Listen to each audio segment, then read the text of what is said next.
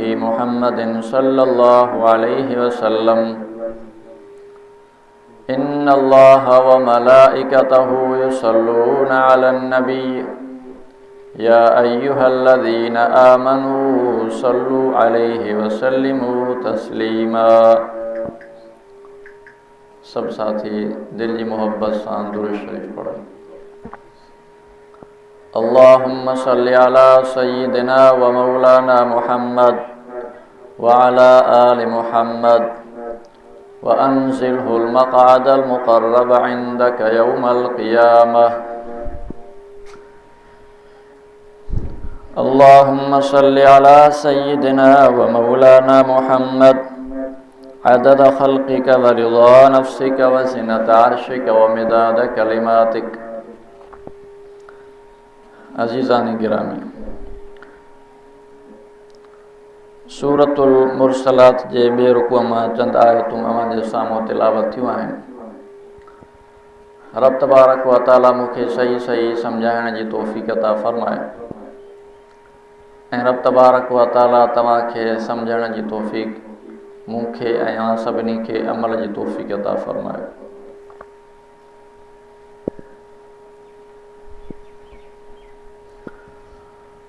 मां जेको दुरूद शरीफ़ अवां जे साम्हूं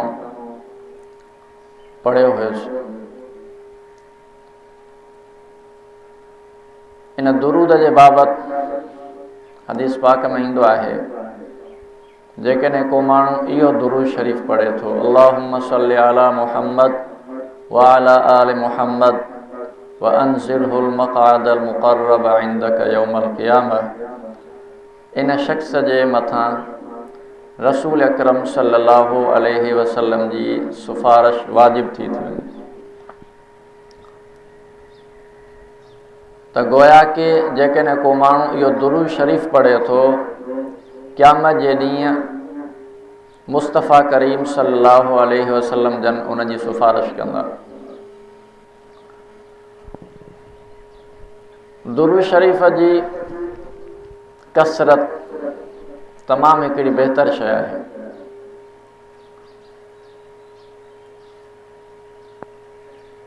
असां उन शख़्सियत जे मथां दुरूद शरीफ़ मोकिलियूं था जंहिंजे करे दुनिया जो वजूद अल्लाह तबारक व तआला ख़ल्क़ियो। दुनिया में असां आयासीं उन हस्तीअ जे करे तव्हां असांखे वजूद मिलियो। नबी अकरम सल्लल्लाहु अलैहि वसल्लम जन खे अल्लाह तबारक व तआला मुअत्तर बणाए छॾियो हो। तव्हां असां ख़ुशबू हणंदा आहियूं। नबी मुकर्रम शफ़ी आज़म अतुर हणंदा हुआ। नबी अकरम सल्लल्लाहु अलैहि वसल्लम जन खे ऊद पसंदि हो, ख़ुशबू हणंदा हुआ ऊद जी। पर पाण करीम सल्लल्लाहु अलैहि वसल्लम जन जे जिस्म अतहर में अल्लाह तबारक व तआला पाण ख़ुशबू रखी छॾी हुई। हथनि मुबारकनि में ख़ुशबू, जिस्म मुबारक में ख़ुशबू। सहाबी सगोरा फरमाईंदा हुआ, असां जेकॾहिं हिकिड़ी घटीअ मां गुज़र कंदा हुआसीं ऐं उन घटीअ में असां ख़ुशबू महसूसु कंदा हुआसीं ऐं सम्झी वेंदा हुआसीं त हिन घटीअ मुबारक मां काइनात जे सरदार हज़रत मुस्तफ़ा करीम सल्लल्लाहु अलैहि वसल्लम जन जो हितां गुज़र थियो आहे। नबी मुकर्रम शफ़ी आज़म जो वञण बि ख़ुशबूदार। जेकॾहिं कंहिंखे हथु मिलाइनि, कंहिं सहाबीअ सां हथु मिलाइनि त उन सहाबीअ जे हथ में बि अल्लाह तबारक व तआला ख़ुशबू बणाए छॾियो। रिवायतुनि में ईंदो आहे,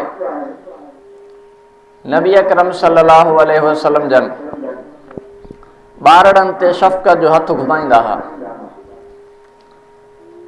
तव्हां असां बि पंहिंजे ॿारड़नि ते या कंहिं ॿिए इंसान जो ॿारड़ो हुजे उन जे मथे ते शफ़क़त जो हथु रखणु नबी मुकर्रम जी सुन्नत आहे। जेकॾहिं असां ॿार जे मथे ते हथु घुमायूं था त इहा सुन्नत अदा कयूं था। ऐं हिकु सुन्नत अदा करण जो सवाबु केतिरो आहे?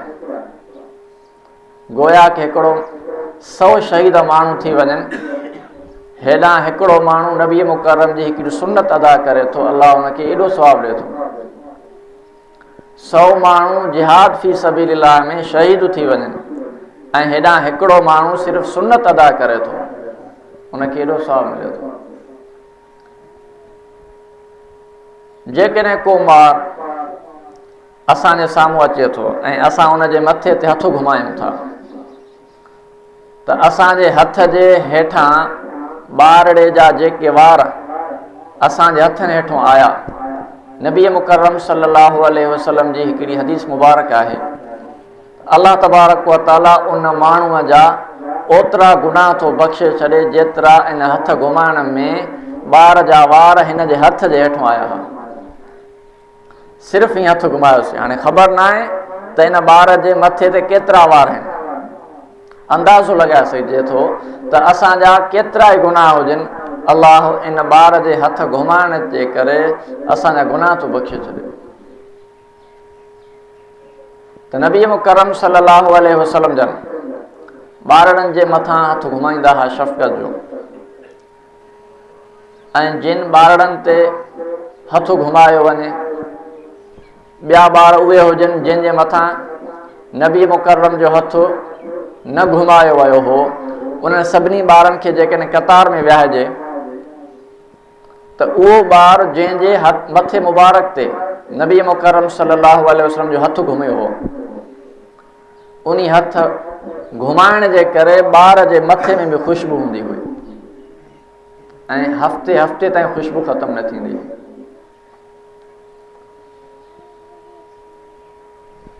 हिकिड़ी किताब में मां वाक़ियो पढ़ियो, हज़रत सईद नालो हुउसि,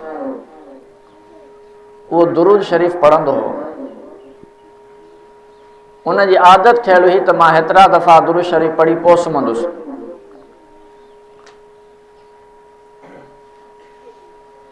पंहिंजे मामूल ऐं आदत मुताबिक़ दुरूद शरीफ़ पढ़ंदे पढ़ंदे उनखे निंड अची वई। राति जो ख्वाब में ॾिसे पियो त मां कमरे में निंड हुउसि, दरवाज़ो खुलियो, नबी मुकरम सल्लल्लाहु अलैहि वसल्लम जन तशरीफ़ फरमा थिया। दरवाज़ो खुलियो, दरवाज़े खुलण खां बाद मां जो ॾिठुसि त कमरे में रोशनी ई रोशनी हुई, कमरे में ख़ुशबू ई ख़ुशबू हुई, ऐं पाण करीम सल्लल्लाहु अलैहि वसल्लम जन उन शख़्स खे फरमायो हो, ओ सईद पंहिंजा चप त ओरे कर, मां इन्हनि चपनि ते चुमी ॾियां जिन चपनि सां तूं मां मोहम्मद ते दुरूद शरीफ़ पढ़ंदो आहे। त हज़रत सईद रहमतुल्लाह अलैह फरमाए थो, मां अर्ज़ु कयुसि त ए अल्लाह जे रसूल, मां अव्हांजो अदना हिकिड़ो उम्मती आहियां, मां गुनहगार उम्मती आहियां, मूंखे लाइक़ु न आहे जो मुंहिंजे चपनि ते अव्हांजा चप लॻनि, तव्हांजा काफ़ूरी चप, मुश्क वारा चप, अंबर वारा चप, जन्नती चप, तव्हां त उहे हस्तियूं आहियो जो तव्हांजे पेरनि मुबारकनि ते फ़रिश्तनि जे सरदार बि चप रखिया हुआ। मुंहिंजो शान काॾे, अव्हांजो शान काॾे, मूंखे जुगाए नथो जो मां इहे गुनहगार चप अव्हांजे तरफ़ हवाले कयां। हज़रत सईद फरमाए थो त नबी मुकरम सल्लल्लाहु अलैहि वसल्लम जन मुंहिंजे तरफ़ वेझा थी करे मुंहिंजे गिटे ते चुमी मुबारक ॾिनो ऐं मूंखे जाग जॾहिं थी त हक़ीक़त में मां ॾिठुसि, जाग खां बाद मुंहिंजे कमरे में ख़ुशबू हुई, मुंहिंजे कमरे में ख़ुशबू हुई, मुंहिंजे कमरे में रोशनी हुई, ऐं इन गिटे ते जेका मुंहिंजे महबूब मूंखे ख्वाब में चुमी ॾिनी हुई, उन ख़ुशबूअ जो छा अंदाज़ हुजे, हफ़्ते ताईं उहा ख़ुशबू ख़तमु न थी हुई। त असां तव्हांखे अहिड़ो रसूल मुकर्रम शफ़ी आज़म मुस्तफ़ा करीम सल्लल्लाहु अलैहि वसल्लम जन तव्हां असांखे मिलिया आहिनि। इहे सभु शयूं असांखे तॾहिं मिलंदियूं जॾहिं असां अल्लाह जे रसूल जी तालीम खे ॿुधंदासीं, पढ़ंदासीं। तव्हां असांखे खोड़ ॻाल्हियूं पोइ सम्झ में ईंदियूं त असां कहिड़े जहान में हुआसीं, ग़फ़लत वारी ज़िंदगी में असां रहियासीं ऐं हाणे असांजो छा अलाह ताला मक़ाम अता फ़रमायो आहे। इहे सभु शयूं तॾहिं थींदियूं जॾहिं असां क़ुर सां तालुक़ रखंदासीं, उनजे रसूल करीम सल्लल्लाहु अलैहि वसल्लम जे हदीस मुबारक सां तालुक़ रखंदासीं। अल्लाह तबारक व तआला फरमायो इन्नल मुत्तक़ीन फ़ी ज़िलालिन व उयून, जेके माण्हू परहेज़गार थी रहनि था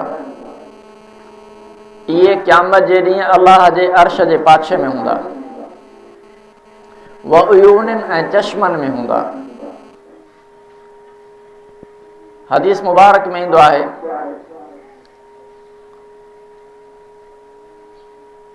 ऐं क़ुरान पाक जी आयतुनि में बि अल्लाह तबारक व तआला बयान फरमायो, हिकिड़ा माण्हू जेके क़यामत जा इनकारी आहिनि, क़यामत जो ॾींहुं जॾहिं थींदो उन वक़्तु उन्हनि जे मथां धुओं फैलाइजी वेंदो।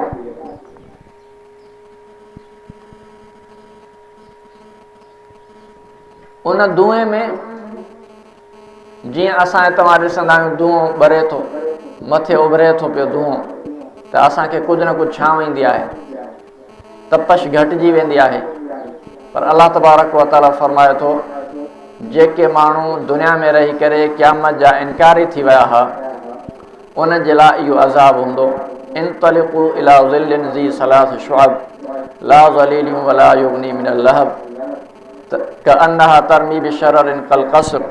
त ही अल्लाह तबारक व तआला फरमाए थो अहिड़े क़िस्म जो उन्हनि ते अज़ाब ईंदो जो उहे माण्हू ॻाल्हाए न सघंदा, हिक ॿिए खे सिफ़ारिश न करे सघंदा। दुनिया में रही करे इंसान का सिफ़ारिश करे सघे थो, क़यामत जे ॾींहुं का सिफ़ारिश कमु न ईंदी। यौम यफ़िरुल मर्उ मिन अख़ीह व उम्मिही व अबीह व साहिबतिही व बनीह, पीउ पुट अमड़ अबो मिट माइट दोस्त अहबाब सभु जुदा थी वेंदा। सूरतुल मआरिज में अल्लाह तबारक व तआला फरमायो एतिरे क़दुरु इंसान परे थी वेंदा जो ईअं चवंदा असांजी जिंदु छुटे, असां बची वञूं, भले असांजा मिट माइट वठो। व फ़सीलत हिलती तुवी, जंहिं दुनिया में असां ज़िंदगी गुज़ारीसीं इहे बि असां खां वठो, असांजा हे पुट वठो, असांजूं नियाणियूं वठो, असां खां अबो वठो, असां खां अमड़ वठो, असांजी जिंदु छॾियो। जवाबु मिलंदो न, जेको पोखे आयो आहे उहा हिते मिलंदो। त जॾहिं इंसान जहन्नम में पहुचे थो, जहन्नम में इंसान काफ़िर इंसान, अल्लाह तबारक व तआला फरमायो इन्नहा तरमी बिशररिन कल क़स्र, उन जे मथां बाहि ईअं भड़कंदी जो उन जा शोला एॾा वॾा हूंदा जीअं हिकिड़ी वॾी महलात हुजे, माड़ियूं हुजनि, बिल्डिंगूं हुजनि, एॾी वॾी बाहि हूंदी। कअन्नहु जमालतुन सुफ़्र, जॾहिं हिकिड़ी बाहि ॿरंदी आहे त बाहि ॿरण खां पोइ चोटीअ में वरी ॿी बाहि जुदा थींदी आहे, ओलहंबो, जंहिंखे असां चवंदा आहियूं शोलो। जॾहिं उहो शोलो जुदा थिए थो अल्लाह तबारक व तआला फरमाए थो उहो शोलो बि जुदा थियण महिल जेको एॾो शोलो हूंदो जीअं कारो उठ हुजे। कअन्नहु जमालतुन सुफ़्र वैलुन यौमइज़िन लिल मुकज़्ज़िबीन, जेके माण्हू क़यामत जी तकज़ीब कनि था उन्हनि जे लाइ हलाकत ऐं बर्बादी आहे। त हिते अल्लाह तबारक व तआला फरमाए इन्नल मुत्तक़ीन फ़ी ज़िलालिन व उयून, परहेज़गार पाछे में हूंदा, छांवनि में हूंदा, अल्लाह जे अर्श में हूंदा, व उयून चश्मनि में हूंदा। परहेज़गार चइबो छा खे आहे?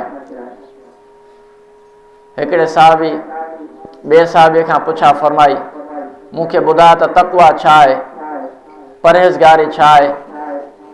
हज़रत उमर फारूक हिकु साहबीअ खां पुछा फरमाई ॿुधाए तक़वा छा आहे? उन साहबी हज़रत उमर फारूक खे फरमायो तव्हां जंगलात में वेंदा आहियो, वण हूंदा आहिनि? चई हा वण हूंदा आहिनि। कंडा हूंदा आहिनि? हा उहो कंडा बि हूंदा आहिनि। तव्हांखे जेकॾहिं चादर पातल हुजे त अव्हां जो गुज़र उन जंगलात मां थिए जंहिं जंगलात में सिर्फ़ु कंडनि जा वण हुजनि, त पोइ तव्हां उन वक़्तु छा कंदा आहियो? चए मां पंहिंजी चादर खे वेड़े सेड़े मज़बूतीअ सां घुमंदो आहियां, मतां मुंहिंजी चादर कंडनि में लॻी करे फाटी पवे। उन फरमायुसि त तक़वा इहा ई आहे। जे मूंखे सम्झ में न आयो। उन फरमायुसि